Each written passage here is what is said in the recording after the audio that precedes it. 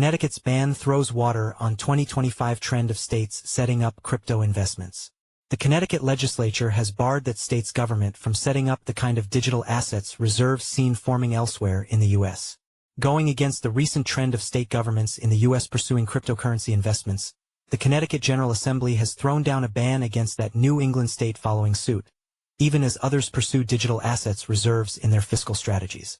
According to unanimous decisions in both its House and Senate, Connecticut passed a bill this week that blocks any part of the state's government from an ability to purchase, hold, invest in, or establish a reserve of virtual currency, and it also prohibits accepting crypto payments.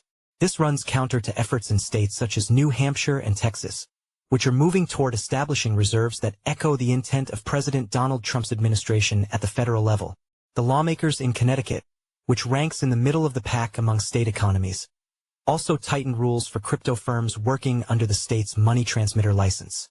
After Trump issued an order to his administration in March to establish a reserve of Bitcoin BTC $107,651.49, a long list of states jumped toward similar actions, though many of them were stymied by opposition or expiring legislative windows. New Hampshire was the first to cross the finish line. Texas has a similar bill awaiting a signature from Governor Greg Abbott, and Arizona also approved a more modest approach to setting aside unclaimed digital assets in a reserve.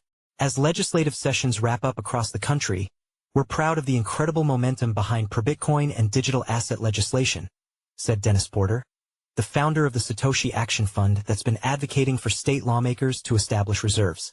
Unfortunately, Connecticut has chosen to reject this opportunity for now, but we remain optimistic. As more states embrace Bitcoin and see the benefits firsthand, we're confident Connecticut will follow suit. Porter said North Carolina and Ohio are both still a possibility for reserves this year. The federal government hasn't yet moved assets into a reserve.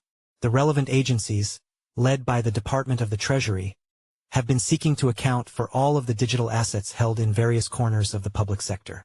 Once complete, Trump had directed all existing crypto be set aside as a long-term investment, but that no taxpayer money be spent to acquire anything more than the government has seized in civil and criminal matters.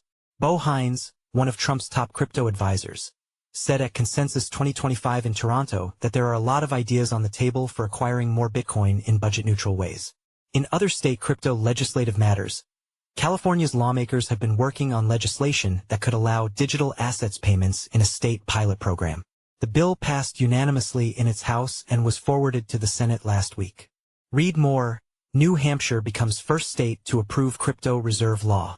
Jesse Hamilton is CoinDesk's deputy managing editor on the global policy and regulation team, based in Washington, D.C.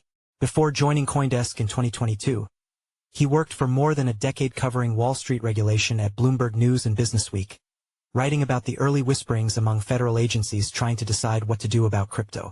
He's won several national honors in his reporting career, including from his time as a war correspondent in Iraq and as a police reporter for newspapers. Jesse is a graduate of Western Washington University, where he studied journalism and history. He has no crypto holdings.